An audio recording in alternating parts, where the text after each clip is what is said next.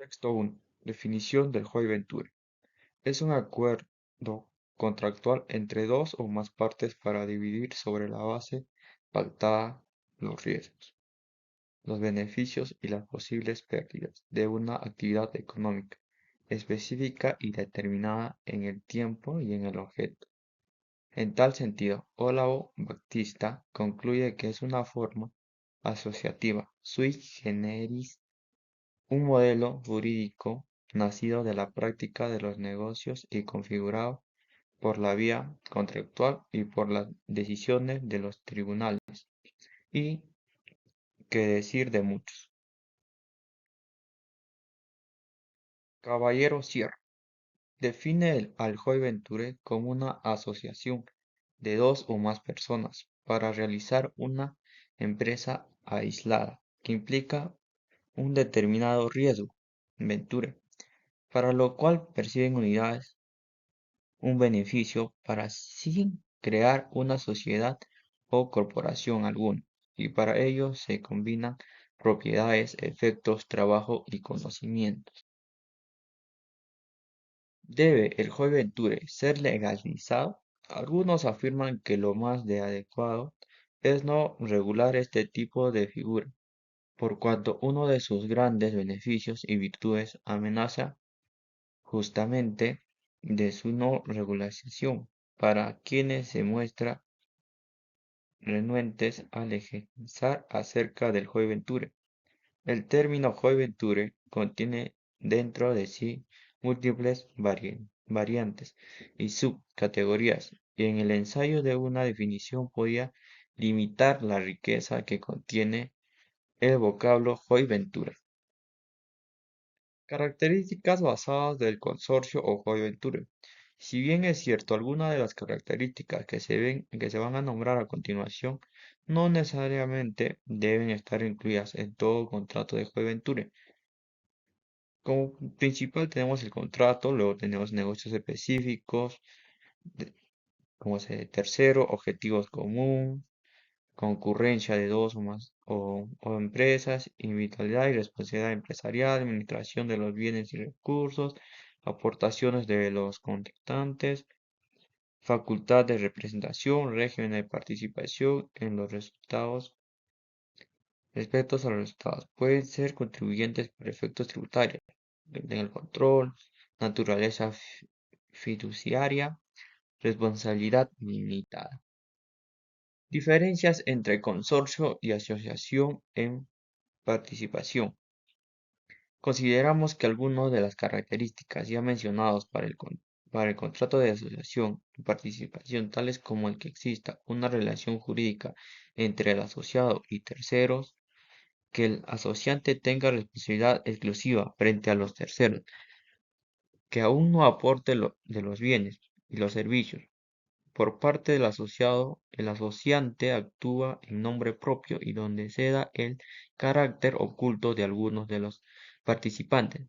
Son suficientes elementos como sustentar una diferencia clara entre asociación, entre participación y el consorcio. Y a pesar de algunos sostienen la ligereza, la equivalencia entre la asociación en participación y joint venture. El contrato de franquicia, multiplicador de negocios exitosos. La evolución de la franquicia en el Perú ha tenido en los últimos años un desarrollo sumamente importante y una línea de crecimiento destacable, con un impacto directo en la economía peruana. Origen y antecedentes históricos de la franquicia. El origen de la franquicia se remontaría a la Edad Media, donde el soberano concedía un privilegio a sus súbditos a través de sus llamadas cartas francas, en los cuales otorgaban diferentes concesiones especiales, como por ejemplo para la caza y la pesca. La función que cumplían las cartas francas en ese entonces constituyeron la base para el origen del sistema que conocemos actualmente como las franquicias. Definición y elementos de la franquicia. Si bien existe innumerables definiciones en la línea con nuestra experiencia jurídica y de negocios, conceptualizamos esta institución como el formato de negocios por y el cual franquiciamente concede al franquiciado por un tiempo y aparte territorial determinado el derecho de usar una marca o nombre comercial, transmitiéndole los conocimientos técnicos necesarios que les permite instalar, operar y comercializar bienes o servicios con métodos uniformes, a cambio de con prestaciones previamente convenidas. Elementos de relación. Bueno, elementos de relación tenemos 7. Transferencia del Knockoff. Es un conjunto de conocimientos no planteados de carácter comercial, técnico, administrativo o financiero que una persona puede transferir a otra, derivados de su propia experiencia.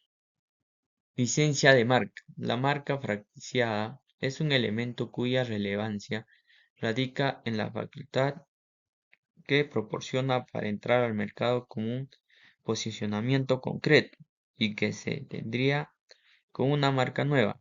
Asistencia técnica del franquiciante al franquiciado. Es un elemento complementario a las transferencias de Knockoff. Este servicio debe ser permanentemente tanto anterior a la apertura del negocio como posterior. Zona de influencia o territorial. Se basa a llegar a los consumidores que están afuera del alcance de la empresa franquiciante. En función a ello, es a aquel franquiciado se le asigna un territorio estratégico, que generalmente es solicitado por él mismo.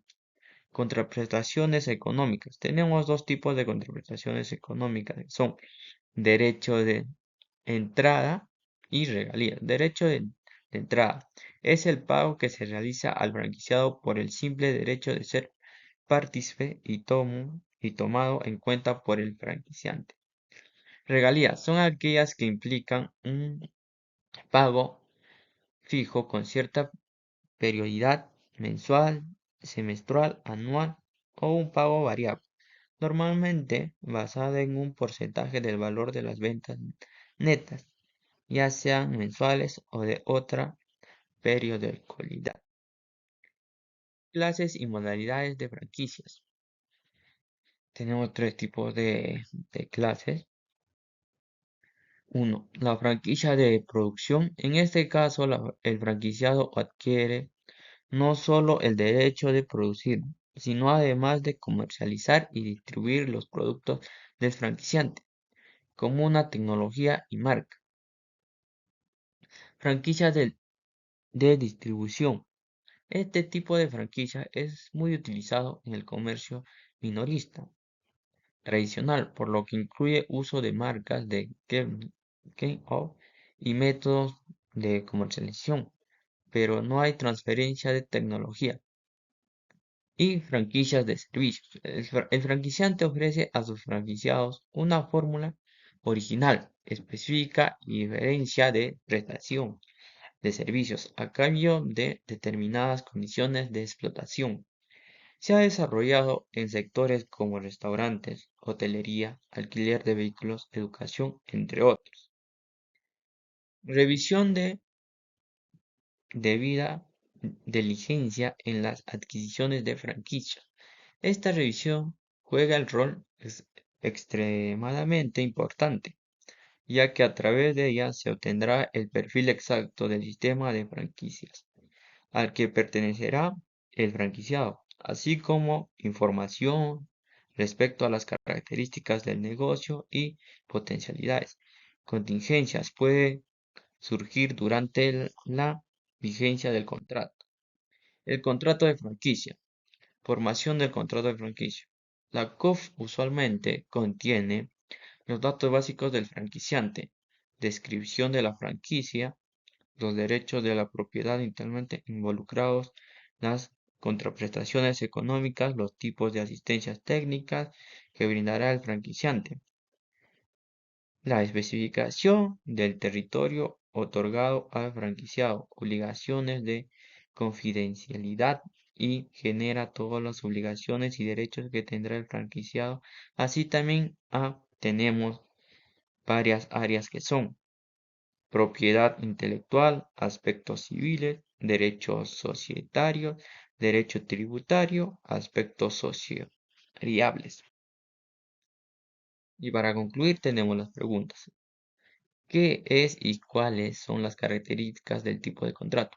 En un contrato es un acuerdo generalmente escrito por el que dos a más partes se comprometen recíprocamente a respetar y cumplir una serie de condiciones y sus características son acuerdo oral o escrito, relación o de intercambio, al menos una promesa, reconocido por como exigible.